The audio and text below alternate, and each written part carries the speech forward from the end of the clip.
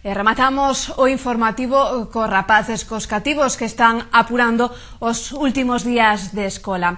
Na xornada do xoves, os do Manuel Riveros que asisten ás clases de danza moderna e ás clases de patinaxe ofreceron un festival de fin de curso. Con esas tenras e curiosas imaxes nos despedimos. Pasen unha moi boa fin de semana.